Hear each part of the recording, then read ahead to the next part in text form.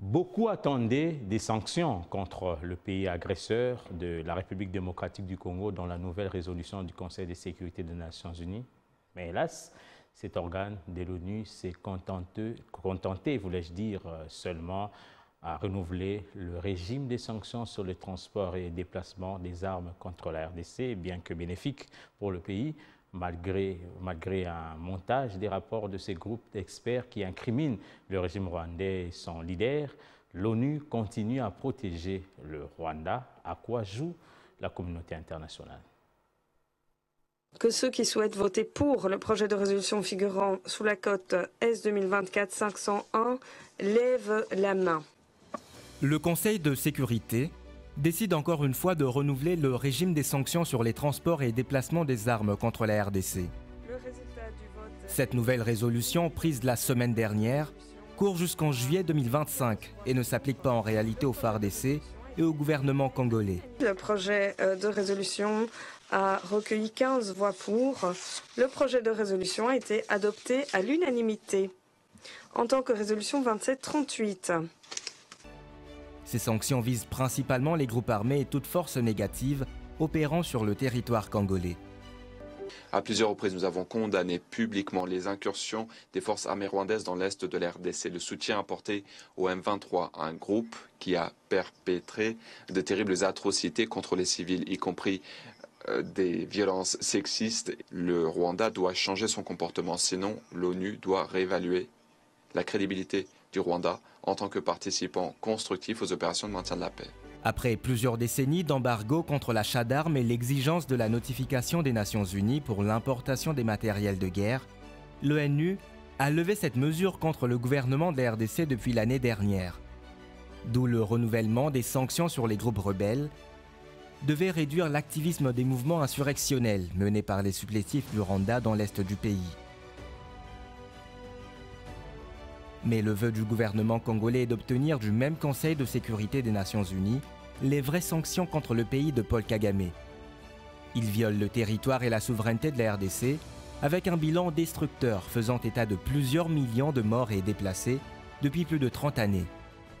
La République démocratique du Congo réitère sa demande au Conseil de sécurité de l'ONU de sanctionner toute personne physique et morale reconnue comme auteur, co-auteurs et complices, matériels et intellectuels, des crimes de guerre et contre l'humanité, ainsi que des violations graves des droits de l'homme, du droit international et de la Charte des Nations Unies sur le territoire congolais.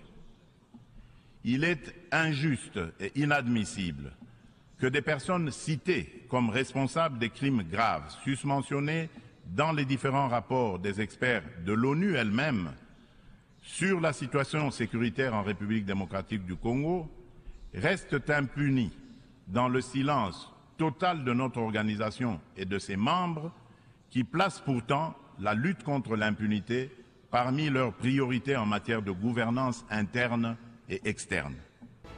Malgré une montagne de rapports de ses propres experts qui incriminent le régime du pays des mille collines, les Nations Unies ont continué à protéger le Rwanda et son leader sanguinaire.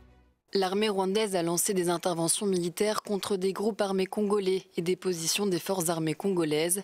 Kigali a également fourni des renforts de troupes au M23 pour des opérations spécifiques.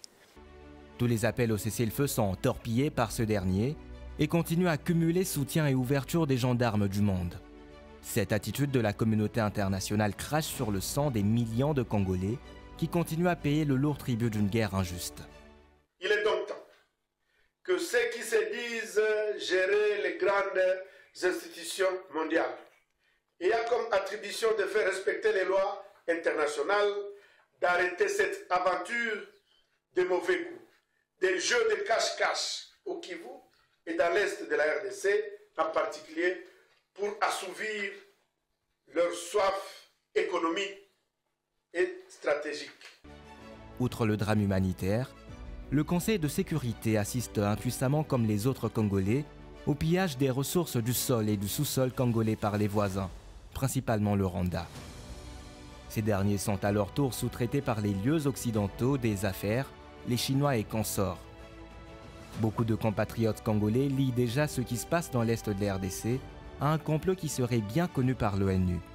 Avec le soutien de l'Occident, particulièrement des États-Unis d'Amérique, de la Grande-Bretagne, des États membres de l'Union européenne, en commençant par la France, le pouvoir de Kigali ne cesse de recevoir un accompagnement tacite pour poursuivre le massacre des Congolais dans sa partie est. Les coordinations urbaines de la société civile force vive de Goma et de Bukavu déplorent la complicité avec laquelle ce génocide se poursuit sans aucune mesure pour arrêter l'hémorragie qui a déjà détruit plus de 10 millions d'âmes dans l'est de la RDC. C'était d'ailleurs l'une des motivations du ras-le-bol exprimé par la population, qui avait pris pour cible les installations de la MONUSCO l'année passée. Le Congo, c'est notre patrimoine. Le Congo, c'est pour les Congolais. Et depuis que la MONUSCO est là, la MONUSCO ne fait rien. La population est égorgée du jour au jour. Et pourtant, nous avons une mission de l'ONU pour sécuriser la population. Mais la population est massacrée. La population, on égorge les gens comme des moutons à la présence de cette MONUSCO-là. Bien qu'elle soit en cours de se désengager, les forces onusiennes déployées depuis environ 20 ans en RDC étaient la mission la plus importante au monde, avec 20 000 hommes et presque 2 milliards de dollars américains de budget annuel. Mais c'est dans cet intervalle que l'ONU nous a aidés à compter nos morts et déplacés, sans aucune intervention pour stopper l'hémorragie.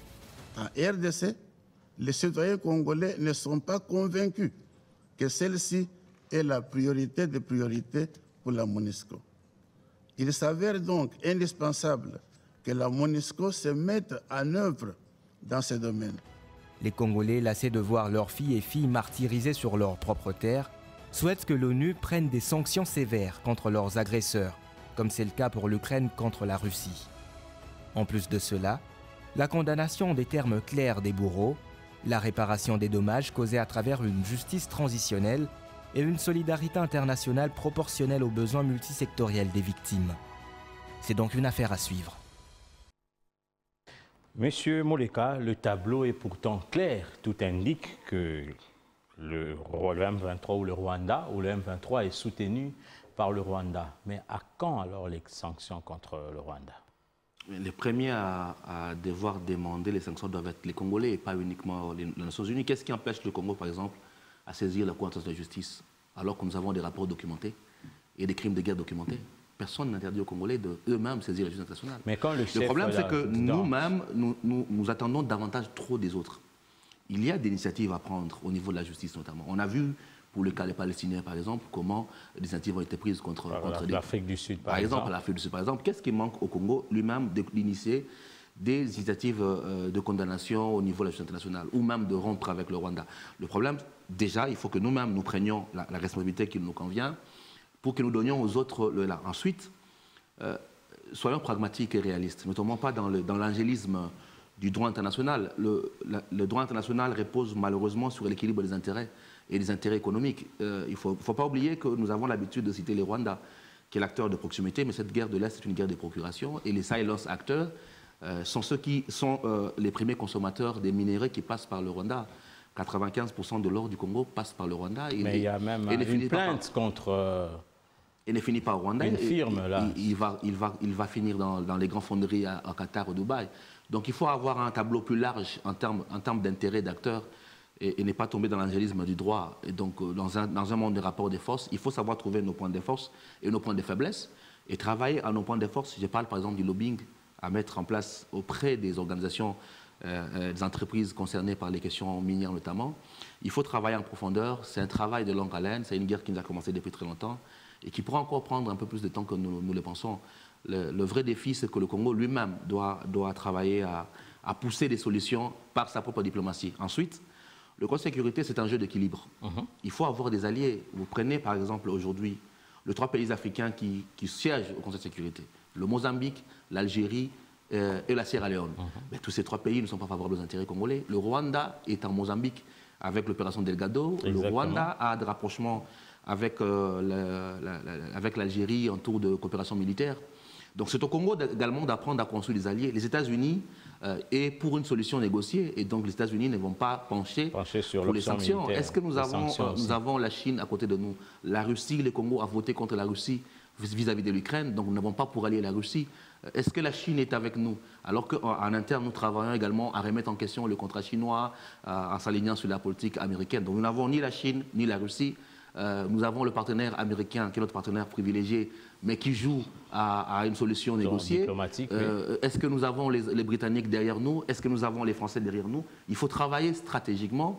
Il faut une intelligence stratégique pour se positionner. Le Conseil de sécurité ne travaille pas uniquement sur l'angélisme du droit, il travaille sur le jeu des rapports des forces. Et tant que nous ne réussirons pas à travailler en termes de lobbying en profondeur pour avoir des États qui nous soutiennent sur ce point-là, nous n'aurons pas les solutions qui correspondent à nos intérêts. Malgré le rapport des experts des Nations Unies qui pointe clairement le Rwanda et l'Ouganda. Mais le Rwanda travaille à discréditer le rapport. Le Rwanda travaille à travers un lobbying profond à changer la perception des questions sur le Congo. Les problèmes, c'est nous. Il nous faut travailler également à aller plus loin dans les lobbying. Il faut que ce rapport qui existe déjà, qu'ils appuient notre démarche judiciaire, par exemple en attaquant des personnalités qui ont été signées dans les rapports. Il y a des officiers militaires depuis le rapport mapping qui ont été cités. Exactement. Pourquoi le Congo ne travaille pas à pénaliser ou à incriminer les personnalités liées dans les rapports mapping? Ça, c'est notre part à nous.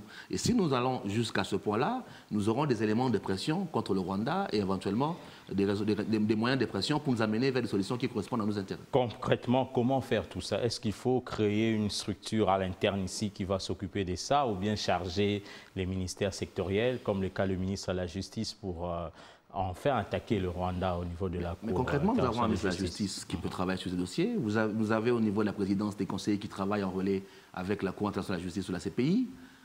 Vous avez énormément de think tanks à l'international qui peuvent travailler avec le Congo, si tant est qu'on sait faire du lobbying vers ces think tanks-là.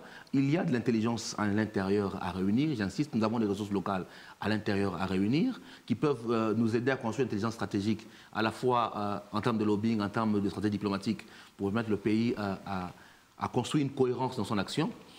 Et après, il nous faut savoir nous positionner dans l'échiquier international avec nos alliés traditionnels, que ce soit les États-Unis, que ce soit l'Union européenne, la France ou la Grande-Bretagne, et pourquoi pas la Chine. C'est à nous de savoir nous positionner. Il y a un Sud global qui est en train de monter de plus en plus, qui est un acteur de plus en plus important. Comment le Congo se positionne vis-à-vis du Sud global qui se met en place? C'est à nous de développer cette intelligence-là, et je pense que les ressources existent. Le plus important, c'est de savoir utiliser nos ressources, nos atouts et tenir compte de nos points faibles aussi. Et comment vous entrevoyez l'avenir politique de la RDC par rapport à tout ce qui se passe? Beaucoup d'incertitudes.